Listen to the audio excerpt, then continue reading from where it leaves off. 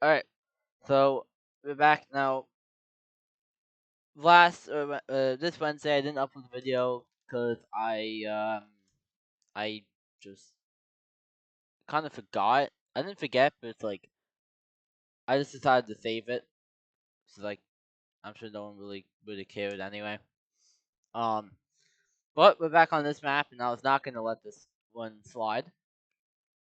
So let's go back with this nuclear bombs for the weekly um fixing of this. Okay, so it gets a little bit out of Iran, and it gets around here, but that's really it. Over in Finland, we have this is going by extremely fast, where it's basically now only the standard dot. This one is going to be gone likely by next episode because you want to see it's very cold up there. It's doing a good job at getting rid of that radiation. Alright, so we're gonna get back. We're also gonna update the nuclear bombs that are here. So Germany had 10. They don't have 10 anymore. Oh, what the? They now have. Oh, wrong color. They now have 30 nuclear bombs. They went from 10 to 30. What about Japan? They went from 9 to 25. They so it's now 30 to 25 nuclear bombs. So, alright, so there's 55 nuclear bombs in the world. Where else? Who could else become a nuclear power in the future? Oh wait, you're bigger than an our timeline, so might be looking at the third nuclear power. Oh wait, okay. Okay, and America is now the third nuclear power in the world, and they have 2 nuclear bombs. This is a pretty big event for the world. Like Germany and Japan, like they were not expecting America to get nuclear bombs. But it makes sense how they well, they're the third strongest country in the world. Germany is the first, Japan's the second, and then America is the third. Well, okay, let's do. Okay, no, I haven't done this yet. We're gonna do power. We're gonna do power scales. We're gonna do power. We're gonna do a power scaling. So we're gonna do a power scaling because I don't think I've done this yet for the Cold War. I might have, but just to get the factual information out.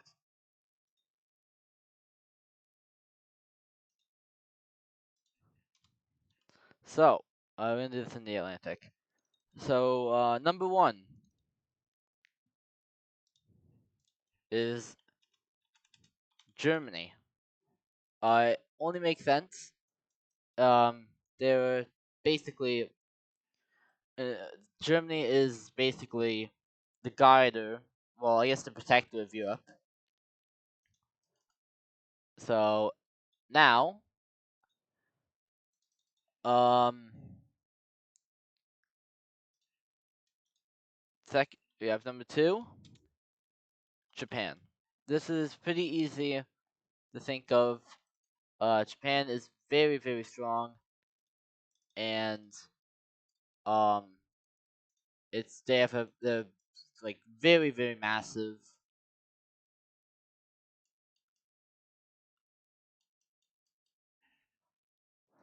All right, and then third,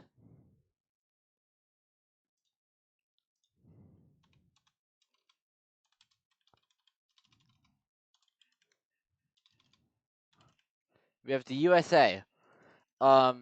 So only makes sense how the 3 nuclear powers of the world as of right now are the top 3 powers. Now, I mean, there's a big gap between. So right now, there's a big gap between these two It's in the second and third section, so we'll put it on to that. There's a big gap in between these. Like Japan's far more stronger than USA is. So then we have at number 4. We have the UK, not the UKG, UKJ. The UK is the fourth strongest nation in the world, and it's not really surprising as they're the biggest country in the world if we count their colonial possessions.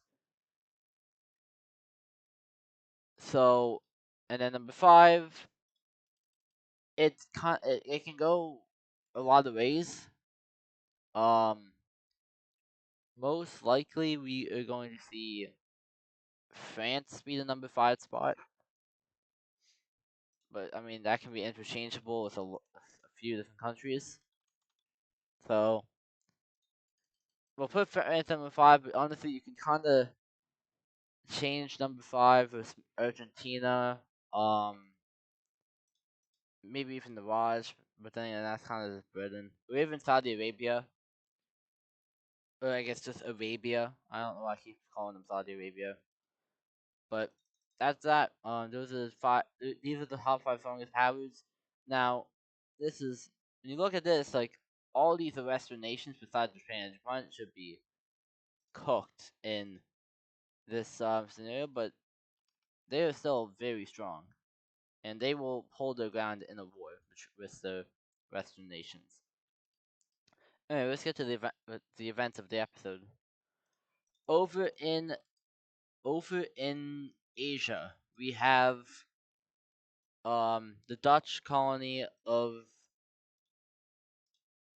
Indonesia being plunged into a civil war.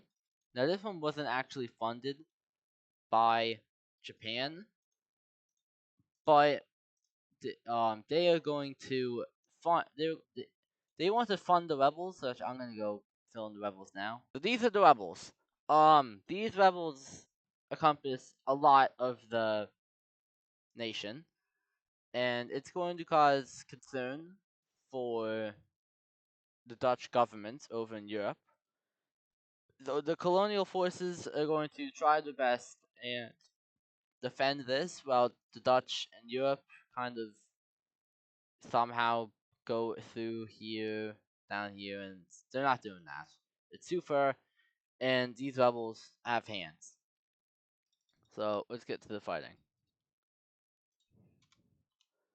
So they're gonna push down in the island of Borneo, and they're going to encircle a lot of colonial troops right here, and then eventually they'll make a landing here and squeeze all of them out. Over here we have landings down, and they capture this whole island.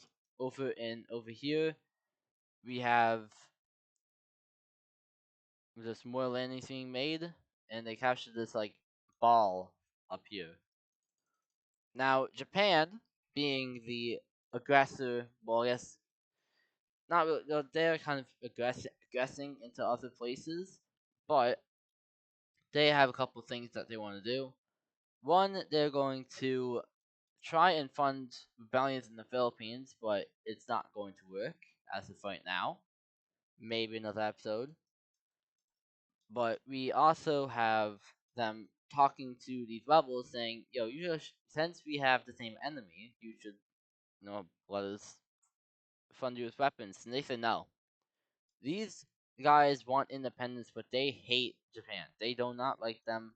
They don't want to become Japanese leaning. So they say no. Japan says, alright then. So the Civil War continues. So they're going to keep fighting Island Borneo. This is months and months of fighting.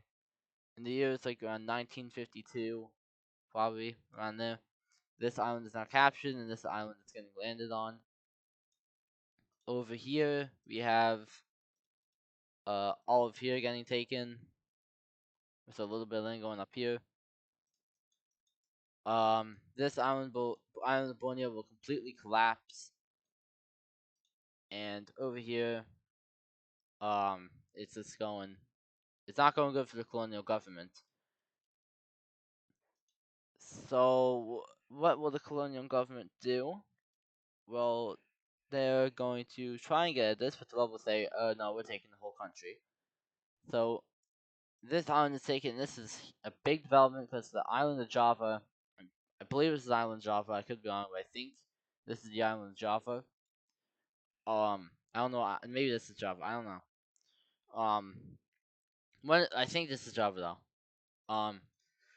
They can now make a landing on the capital island, and this is going to get a lot bloodier than it actually is.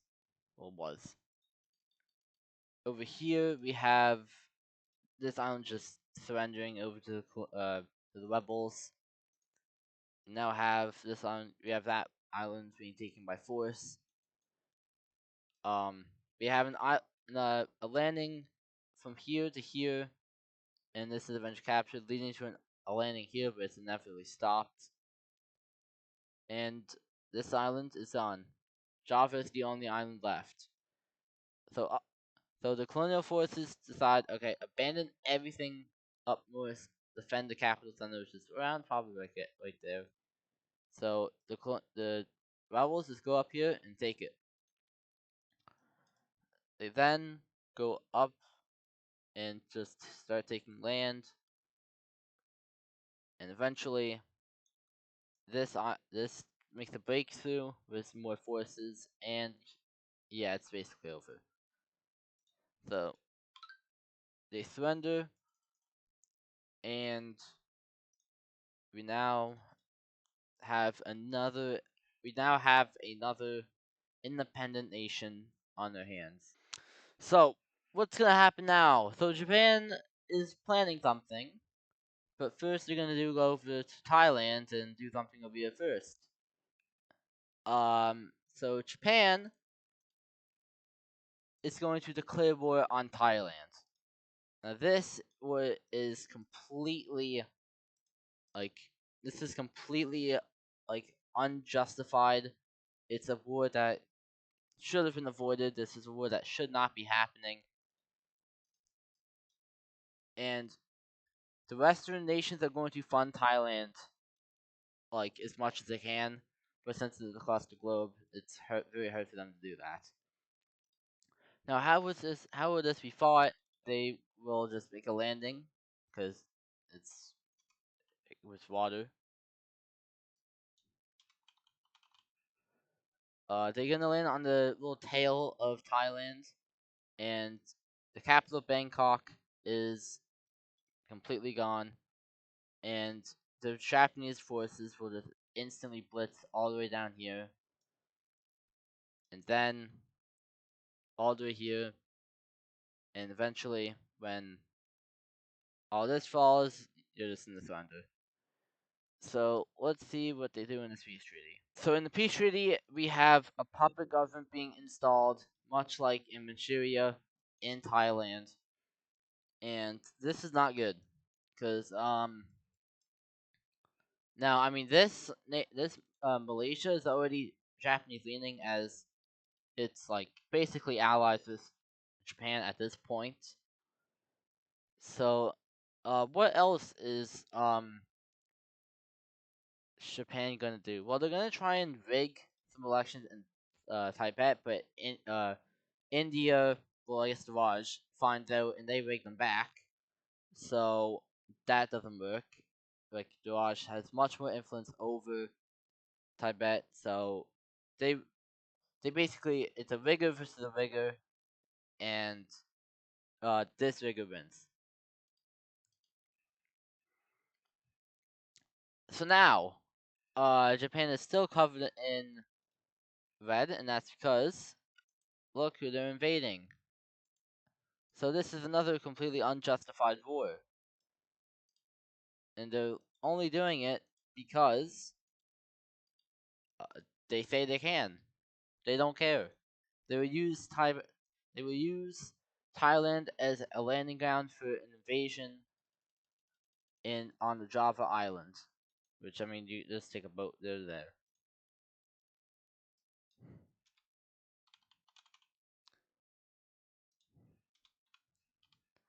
So they make a landing, and it's just complete annihilation. This country, like Indonesia, just got independence. It's just fought a civil war. They cannot fight. They can't fight another war. It's just simple. The resistance is strong, but it is not enough. So, what will Japan do?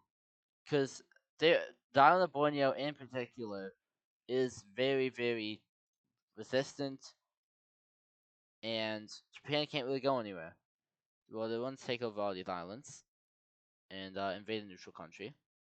Actually, I'm pretty sure that's going to be in Indonesia anyway. So that's Indonesia. No one cares. Um. So they can't make any ground in the island of Borneo, and they don't like that. So what are they gonna do?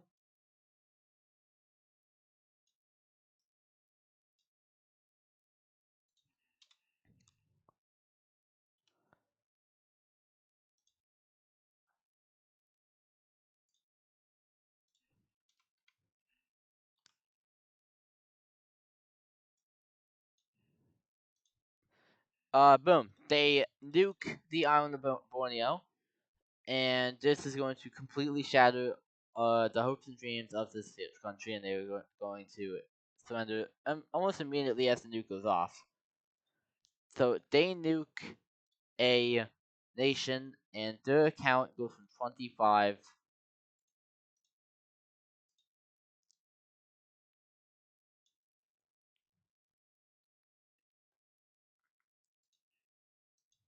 to 24. No, fuck.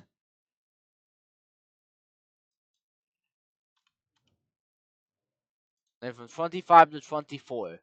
This is going to shock the world, and it's it's the first nuclear bomb to be used in a war that is completely unjustified, and the world is going to sanction Japan much, like very heavily.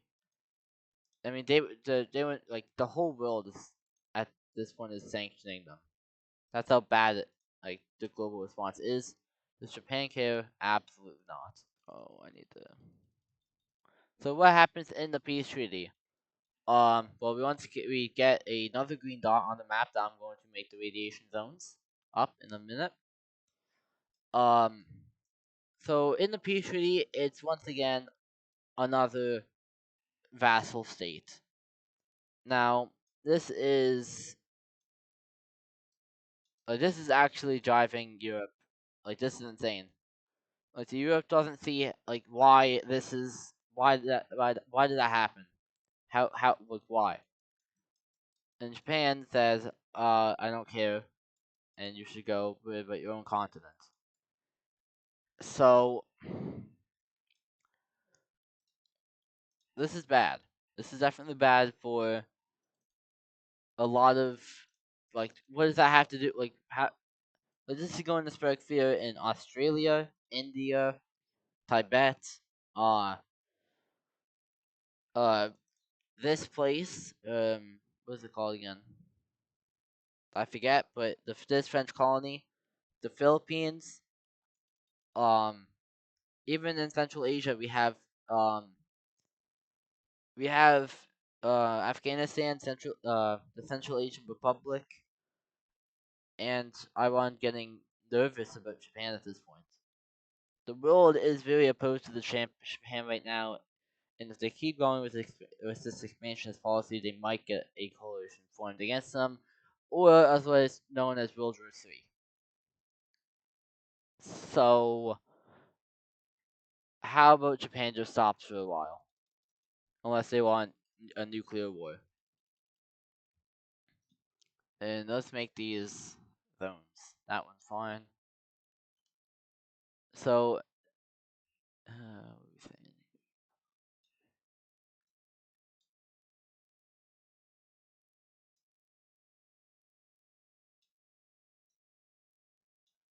Oh, it's lighter.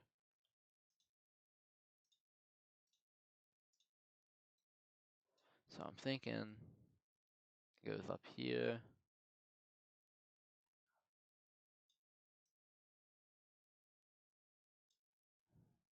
It's on here like this.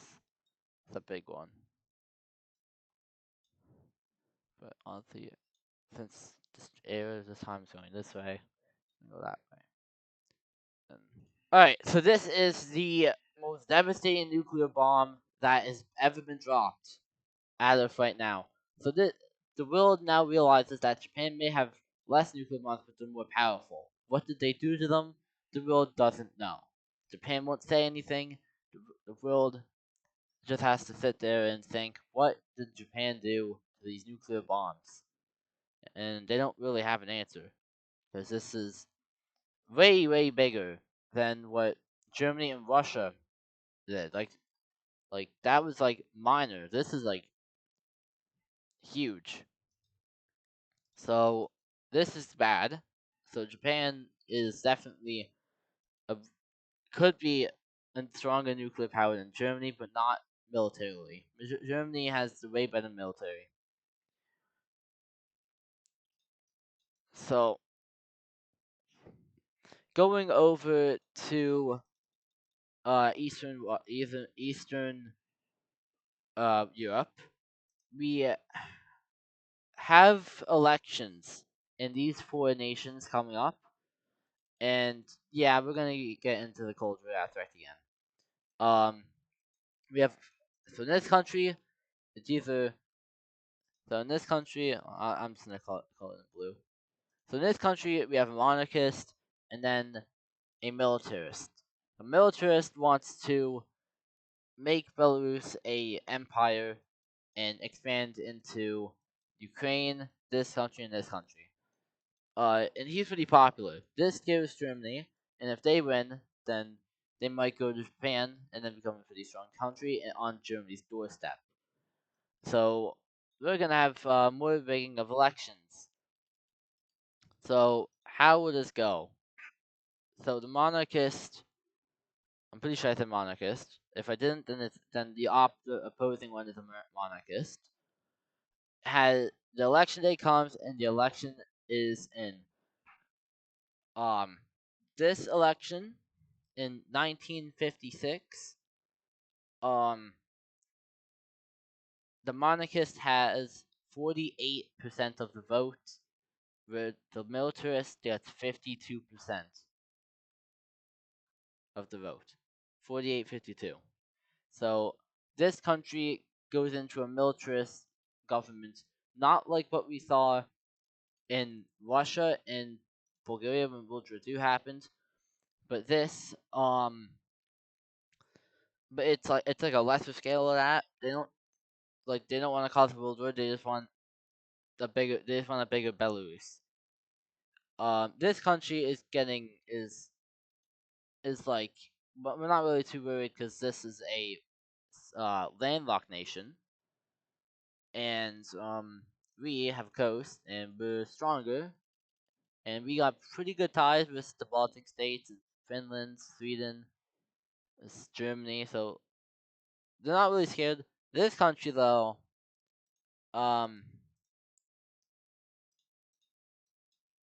okay, so this is war. And yep. So this is what happens when a militarist guy gets in power. You have an invasion happening. Oh, what the? Oh, Russia's getting involved. Okay, lovely. So Russia is wanting its land back, especially Moscow. Which actually they might still have Moscow. I'm not too sure where Moscow is actually.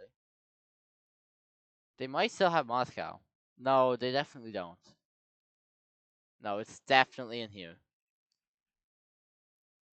Yeah, no, it's definitely in here. Yeah. So they want Moscow back, and they go to the Belarusian team and say, "Yo, if you let me get Moscow, we can sort of we don't have to fight. You get the rest of the country. Just let me get Moscow, and all well and good." And Belarusian is like, "Okay, chill." So Russia is going to and once again invade a country, and this is going to alarm Germany because there's Europe is is gonna plunge into a war. Why is it happening? Stop. So, um, Germany is going to try and stop this, but Germany is too far away from this to stop it. They're not too far away. It's just this is more than just a war to the militarists in Russia. This the militarists. This is claiming to what Belarus should have been in his image. For Russia, it's getting Moscow back as it's the most famous Russian city in the whole world. So once again, so they captured Russia captured Moscow, and we have border deals being made. They're not fighting. This is just border deals being made um by both sides. And all right, let's get into the peace treaty.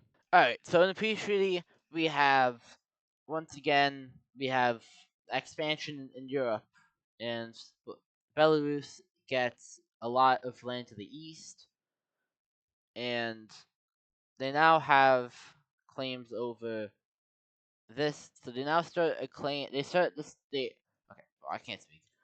The Belarusians start to claim uh this country's land right along in that like line down here. Now they don't. In terms of no one recognizes this claim. Like not even Russia, who just fought the war with them.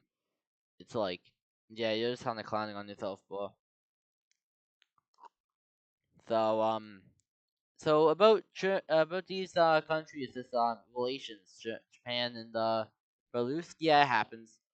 Belarus is now a full ally of Japan, and this is going to help Japan infiltrate Europe a lot easier. Germany is going to threaten nuclear bombs on this nation, and then that heightens tensions in Europe. Well, between these two. So how about we leave those shiny bombs in the bunkers or wherever the place in Germany? How about we go down to the Ottoman Empire, which is now a crumbling nation. Ottoman Empire went from being a pretty strong country to being a weak country, and it's going to fall into a civil war. So Greece, being this, is going to fund its own rebellions. So we're going to highlight them in red, but they're not actually war. This is just showing what side of them they are um funding, and they fund. So they Japan is going to fund a rebellion in mainland Turkey, right here. I just realized another rebellion that's going to take place. If you remember Armenia, I think this looks like some kind of. Well, we'll say the Armenians want independence. Um, Ottoman Empire, what's your plan here, man? You have 5 different rebellions. What's your plan here? Um, well, it's obviously to focus on the Greeks right here, and yeah, this rebellion is kind of getting crushed, but they kind of hold out.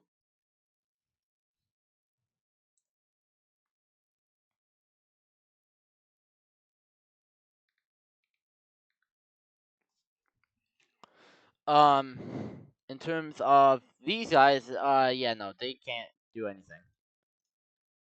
Um, these guys will keep pushing up and gain a lot of coast from the Ottomans.